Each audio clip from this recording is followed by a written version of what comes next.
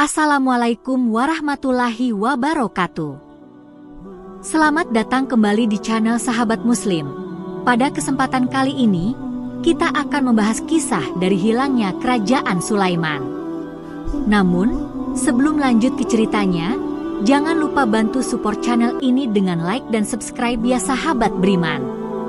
Nabi Sulaiman alaihi salam merupakan salah satu nabi Allah yang diberikan anugerah dan nikmat luar biasa yang berupa kerajaan yang sangat megah dan juga luas.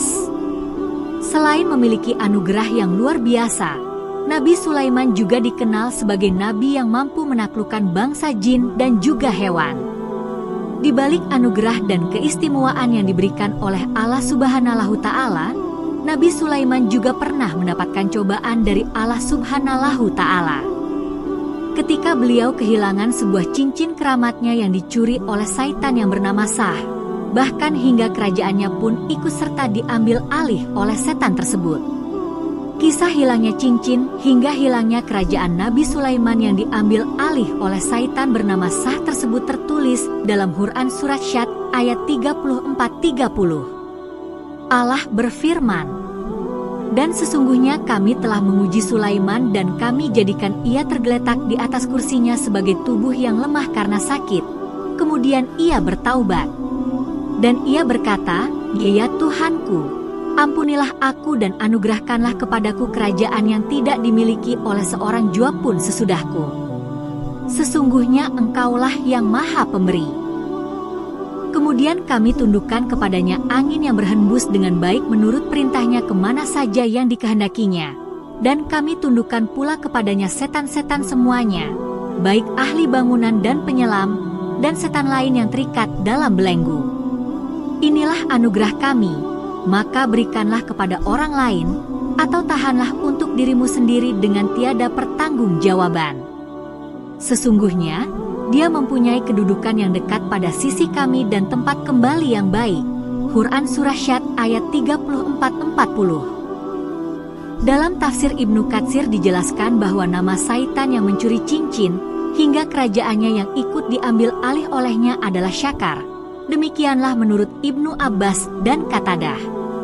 Berkaitan dengan ayat di atas, menurut Ibnu Abbas radhiyallahu anhu berkata, ketika Nabi Sulaiman hendak memasuki kamar kecil, ia menyerahkan cincinnya itu kepada Jaradah, salah seorang istrinya yang paling dicintainya. Tiba-tiba datanglah syaitan yang menyerupai dirinya dengan Sulaiman, lalu berkata pada Jaradah, "Berikanlah cincinku kepadaku." Lalu Jaradah pun menyerahkan cincin tersebut kepada syaitan yang menyerupai Nabi Sulaiman tersebut. Setelah syaitan itu memakai cincinnya, akhirnya tunduklah kepadanya semua manusia, jin, dan setan. Ketika Nabi Sulaiman keluar dari kamar kecilnya, berkatalah ia kepada istrinya, "Kemarikanlah cincinku." Jaradah pun menjawab, "Bukankah tadi telah kuberikan kepadamu Sulaiman?" Nabi Sulaiman pun berkata, "Ya akulah Sulaiman." Jaradah menjawab, "Kamu dusta, bukan Sulaiman." Kemudian Sahar menyerupakan dirinya dengan Sulaiman. Ia datang ke kerajaannya lalu duduk di singgasananya. Dan sejak saat itu, Sahar menguasai seluruh kerajaan milik Nabi Sulaiman, kecuali istri-istri Nabi Sulaiman. Sejak saat itu, Sahar menjalankan roda pemerintahan dan memutuskan peradilan di antara mereka. Tetapi mereka memprotes banyak hal tentang aturan dan keadilan yang diputuskannya, sampai mereka mengatakan, sesungguhnya Nabi Allah sedang mendapat cobaan. Sejak saat itu tidak sekali-kali ia mendatangi seseorang dan mengatakan kepadanya, akulah Sulaiman, melainkan orang itu mendustakannya, hingga anak-anak melemparinya dengan batu. Ketika Sulaiman menyaksikan kenyataan ini, maka sadarlah ia bahwa ini merupakan perintah cobaan yang diberikan oleh Allah Subhanahu Ta'ala. Sedangkan syaitan itu bangkit dan memutuskan perkara di antara manusia, rakyat kerajaan Nabi Sulaiman. Dan ketika Allah menghendaki akan mengembalikan kerajaan kepada Nabi Sulaiman alaihi salam, Allah menanamkan rasa ingkar dan benci terhadap setan yang menyerupakan Sulaiman alaihi salam. Maka orang-orang mengirim utusan untuk menghadap istri-istri Nabi Sulaiman. Para utusan mengatakan pada mereka, apakah kalian menyaksikan sesuatu yang aneh pada diri Sulaiman?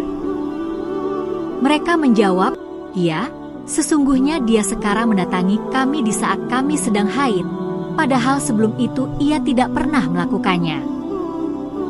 Ketika setan melihat perihal tentang dirinya yang akan diketahui dan kedoknya akan terbongkar, ia lalu menulis sebuah kitab yang di dalamnya terkandung sihir dan kekufuran, lalu mereka pendam di bawah singgasananya.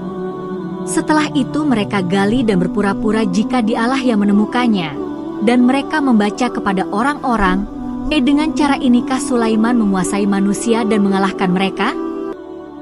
Kemudian orang-orang menjauhi Sulaiman dan mereka tetap bersikap mengingkarinya. Selanjutnya, setan itu melemparkan cincin Sulaiman ke dalam laut. Setelah dilemparkan, cincin itu ditelan oleh ikan. Terseutlah bahwa Nabi Sulaiman alaihi salam sesudah peristiwa itu bekerja sebagai kuli di sebuah pantai. Maka datanglah seorang lelaki membeli ikan-ikan di pantai itu, dari jenis ikan yang juga menelan cincin Nabi Sulaiman alaihi salam.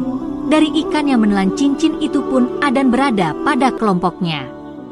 Lalu salah seorang laki itu memanggil Nabi Sulaiman dan berkata kepadanya, "Emaukan engkau pikul ikan-ikan ini?" Lalu Nabi Sulaiman menjawab, "Ya, saya akan memikul dan membawanya." Nabi Sulaiman kemudian bertanya, "Berapa upahnya?"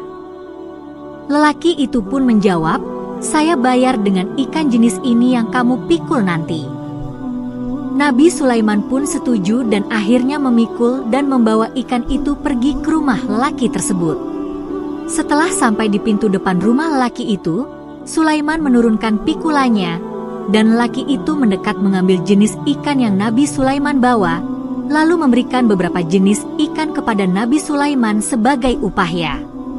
Yang mengejutkan adalah ikan yang diberikan oleh lelaki itu adalah jenis ikan yang sama yang menelan cincin Nabi Sulaiman alaihi salam saat dibuang oleh setan yang menyerupai Nabi Sulaiman. Nabi Sulaiman lalu menerima ikan tersebut dan pulang.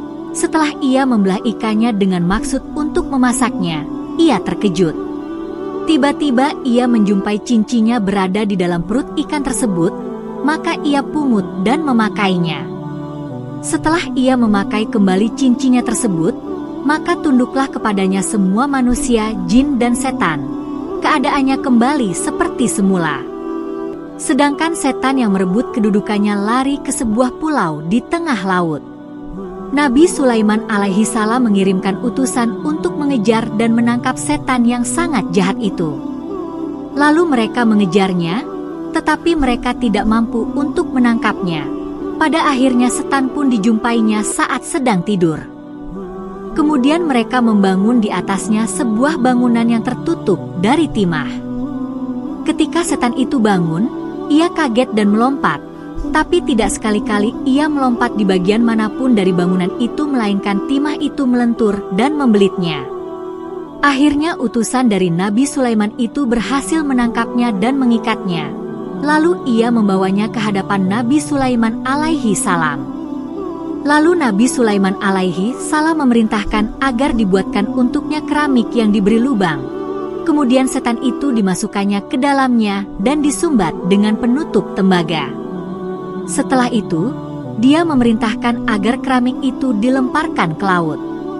Yang demikian itu disebutkan di dalam firman Allah Subhanahu Ta'ala, "Dan sesungguhnya kami telah menguji Sulaiman, dan kami jadikan di atas kursinya sesosok tubuh dan rupa yang mirip dengannya. Kemudian ia kembali dapat merebutnya." Quran Surah Syad ayat 34. Yang dimaksud dengan sosok tubuh yang menyerupainya adalah setan yang telah menguasai kursinya. Setelah peristiwa tersebut, Nabi Sulaiman alaihi salam berdoa meminta ampunan kepada Allah Subhanahu Ta'ala. Sebagaimana yang tersebut dalam firman-Nya. Dia, Sulaiman berkata, "Ya Tuhanku, ampunilah aku dan anugerahkan kepadaku kerajaan yang tidak dimiliki seorang juga pun sesudahku. Sesungguhnya Engkaulah yang Maha Pemberi." Quran Surat Syad ayat 35. Sebagian ulama tafsir mengatakan bahwa makna ayat ini adalah kerajaan yang tidak layak bagi seseorang merebutnya dariku sesudahku, seperti yang pernah terjadi dalam kasus setan jahat yang menguasai singgasananya itu. Dan itulah sekilas kisah dari Raja Sulaiman yang pernah mendapatkan ujian dari Allah Subhanahu Ta'ala dengan hilangnya cincin beliau, hingga kerajaannya yang diambil alih oleh setan yang menyerupai dirinya. Semoga kisah ini bisa menjadi teladan bagi kita semua sebagai umat muslim dan percaya kepada kekuasaan dan kekuatan Allah Subhanahu Ta'ala. Wallahu a'lam.